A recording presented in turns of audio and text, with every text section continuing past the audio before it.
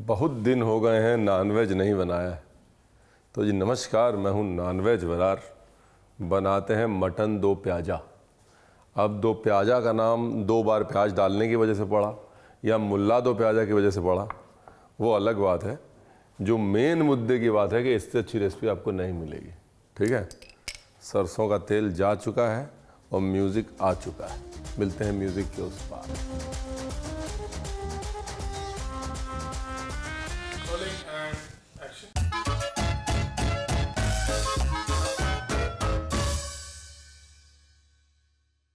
तो भैया 1 किलो है मटन। 1 किलो मटन में ये 2 पीस प्याज मोटा मोटा स्लाइस करना है बेसिकली।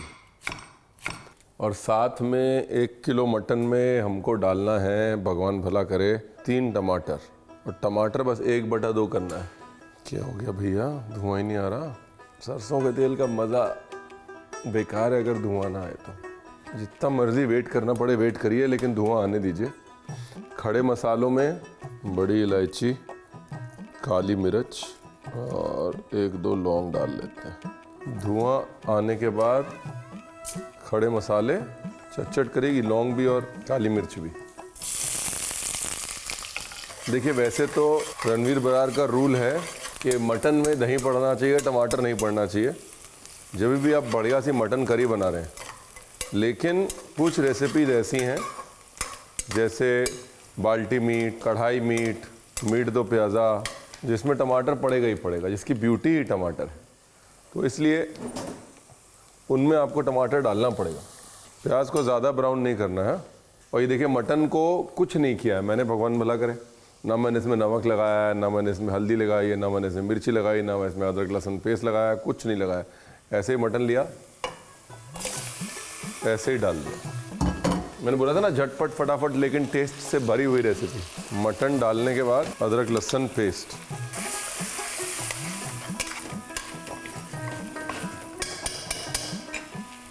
नमक, धनिया ठोक के, हल्दी, देगी मिर्च, थोड़ा सा जीरा पाउडर, बिल्कुल थोड़ा सा। हेलो जी, डन। अभी क्या, ये ऑप्शनल है एक्चुअली, मेरे साथ ऑप्शनल नहीं है। अगर मेरी रेसिपी के हिसाब से बनाना है तो ऑप्शनल नहीं ना है। थोड़ा दही डाल दीजिए।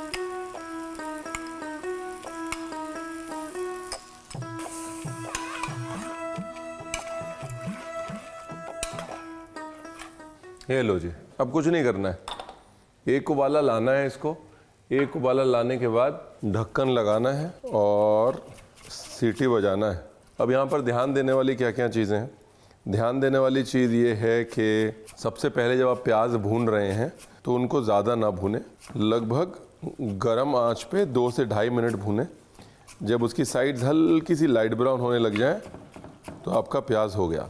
दूसरा, सरसों के तेल को प्लीज़ प्लीज़ प्लीज़ धुआं दे लें, वो बहुत इम्पोर्टेंट है।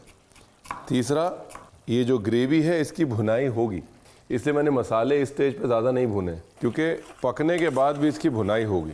तो इसलिए मसाले यहाँ पर ज़्यादा नहीं भूनने, वरना आपकी डिश जो है वो रह जाएगी कड़वी और आप कहेंगे रणवीर आपने बताया नहीं। कड़वी नहीं करनी डिश, इसलिए ओवर भुनोइंग नहीं करनी स्टेज पे। ये लो, जैसे तेल आ गया ना अभी ऊपर, बस इसको उबाला लाने का मतलब वही है कि हल्का सा तेल ऊपर आ जाए। अब इस स्टेज पे क्या होगा ना कि मटन का पानी छूटना शुरू हो जाएगा। तो जब तक आप सीटी लगाएंगे तो अंदर मटन जो है वो पानी छोड़ देगा। इसलिए इसको ढक्कन लगाने से पहले उबाला देना ज़रूरी है, ताकि मटन पानी छोड़ दे और आपका मटन नीचे ना लगे। यही बता दिया मैंने। बिल्कुल टेक्निकल वाली आज मैं वैसे ही बना रहा हूँ रेसिपी, कि ज़्यादा वो करनी नहीं है फालतू की बात। बताना ही नहीं है आपको कि अकबर के उसमें 9 रत्नों में एक मुल्ला दो प्याज़ा थे, जो कि एक फिक्शनल कैरेक्टर है, हो सकता है ना भी रहे हों। कई जगह पे उनका मेंशन है, कई जगह पे उनका नहीं है। इसलिए ये डिश मुल्ला दो प्याज़ा के नाम पे नहीं हो सकती। इसलिए हो सकता है क्योंकि इस डिश में 2 बार प्याज पड़ते हैं, इसलिए इसका नाम दो प्याज़ा पड़ा हुआ है। ये सब मैं आपको नहीं बताऊँगा, ठीक है ना। सिर्फ रेसिपी की बात करेंगे आज हम। मटन पकाना इज़ पार्ट 1 और दो प्याजे का तड़का इज़ पार्ट 2। 2 प्याजे के तड़के के लिए आपको चाहिए 2 प्याज, नहीं 2 प्याज नहीं, 1 किलो मटन है तो ले लीजिए 3 ठो मीडियम प्याज ले लीजिए, हरी मिर्च,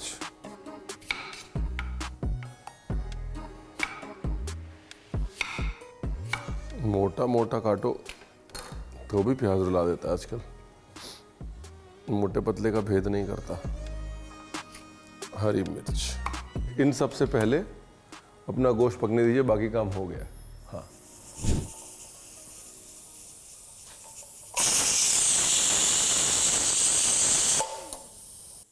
तो जब तक मटन को सीटी लग रही है आपको प्याज की कुकिंग के बारे में बता देता हूँ। हाँ, देखिए क्या होता है ना, प्याज की कुकिंग की 4 स्टेजेस होती हैं जो हम इस्तेमाल करते हैं इंडियन खाने में। सबसे पहली स्टेज जो होती है वो ये कि प्याज को हम ट्रांसलूसेंट कर लेते हैं, पारदर्शी कर लेते हैं और उसको इस्तेमाल करते हैं। वो स्टेज जो होती है वो होती है सिर्फ प्याज की जूसीनेस के लिए, यानी कि प्याज की मिठास नहीं पर उसका पानी, उसकी जूसीनेस हम इस्तेमाल करते हैं कच्चापन निकाल के। वो है स्टेज नंबर 1। स्टेज नंबर 2 जो है जब हम प्याज को हल्का सा कॉफ़ी ब्राउन होने देते हैं साइड से। जब प्याज साइड से कॉफ़ी ब्राउन होता है और अंदर से कागज़ जैसा पतला हो जाता है, उस स्टेज में हम प्याज की मिठास को यूज़ करना शुरू करते हैं। लेकिन यहाँ पर भी हम जो मिठास यूज़ कर रहे हैं प्याज की वो शरबती मिठास है, हाँ, मोटी मिठास है। इसके बाद 3rd स्टेज जो है जब हम प्याज को ब्राउन करते हैं, जब हम प्याज को भून के ब्राउन करते हैं, वहाँ पर हम असल में प्याज की मिठास, प्याज की जैमीनेस को यूज़ कर रहे हैं। कभी भी आप प्याज को पकाएं तो ये समझ लें कि आपको प्याज की ज़रूरत क्यों है। जूसीनेस के लिए है, हल्की सी मिठास के लिए है, या फिर जैमीनेस के लिए है। वो जैमीनेस जो आपकी ग्रेवी को गाढ़ापन देती है, एक लचीलापन देती है, प्लस गुड़ जैसी मिठास देती है। ठीक है, चलो जी, मटन की सीटियाँ जो है वो पूरी हो गई। अब मैं एक काम करता हूँ, वैसे तो ज़रूरी नहीं है करना बट कर लेता हूँ, मैं बोर हो रहा हूँ। ये जो दूसरा वाला प्याज है इसको भून के रख लेता हूँ। घी, ये लो जी, सूखी लाल मिर्च। अगेन अगर आप 2 प्याज़ा बना रहे हैं मटन का, खास तौर चिकन वाले में भले ना डालिए, लेकिन अगर आप मटन का बना रहे हैं तो आपको सूखी लाल मिर्च डालनी पड़ेगी। एक स्मोकीनेस आती है सूखी लाल मिर्च को भूनने से, जो कि मटन को बड़ा अच्छे से बैलेंस करती है। उस स्मोकीनेस की ज़रूरत चिकन में उतनी नहीं है जितनी मटन में है। ये गई लाल मिर्च, ये गया प्याज। बस प्याज को जो है ज़्यादा कुछ करना नहीं है, छोड़ देना है रंग आने के लिए और डालना है थोड़ा नमक। देखिए ज़्यादा चला नहीं रहा हूँ मैं, क्यों नहीं चला रहा हूँ, क्योंकि रंग आना चाहिए प्याज पर। वही मोनोपोली। अभी जैसे प्याज पे रंग आना शुरू हो गया वैसे हरी मिर्च, और प्याज पे जब तक और रंग आ रहा है अपना धनिया वनिया चॉप करके रेडी कर लेते हैं भाई। अब ये प्याज को ध्यान से देख मिर्ची खूब डाली रणवीर ने। प्याज को ध्यान से देख लीजिए, ठीक है, ये ऊपर से ब्राउन है, अंदर से सफ़ेद है, यही इसकी मोनोपोली है। इस स्टेज पे इसको निकालना है, या तो इसको निकालना है या मटन को डालना है, जो आप कर लें, हम निकाल लेंगे इसको। अभी घी में पकाने का मतलब यही था कि कड़वाहट मर जाती है मिर्च की भी और प्याज की भी।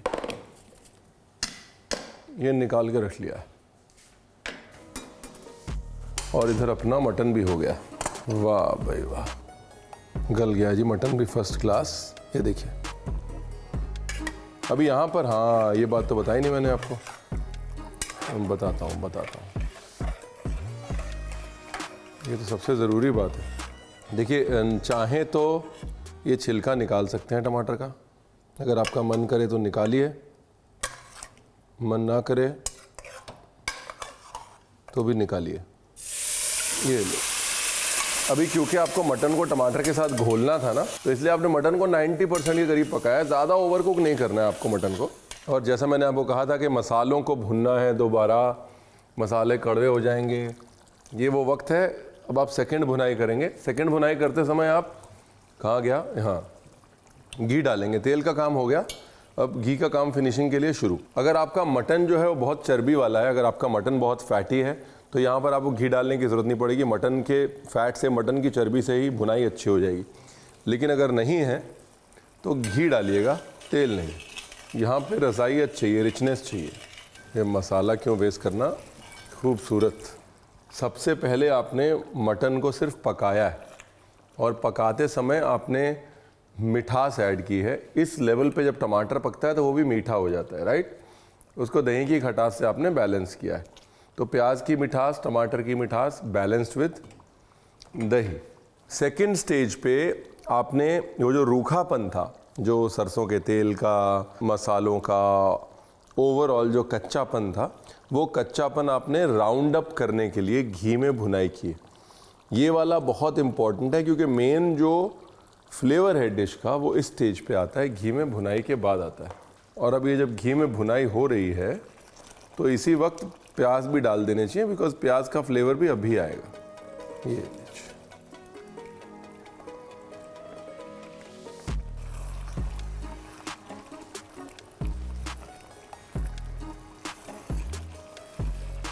ये लो जी, ठीक है ना।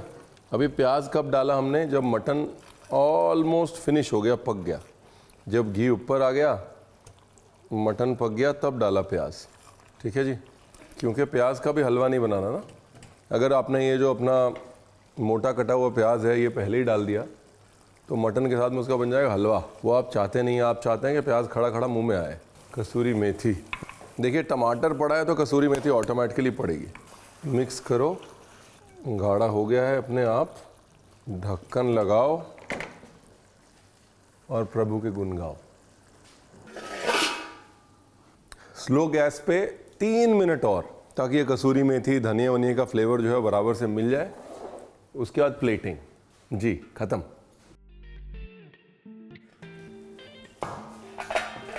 ये लो जी। अब पास आके देखिए कैसे अपना घी जो है वो ऊपर आ गया है, मतलब गोश्त की भुनाई बराबर हो गई।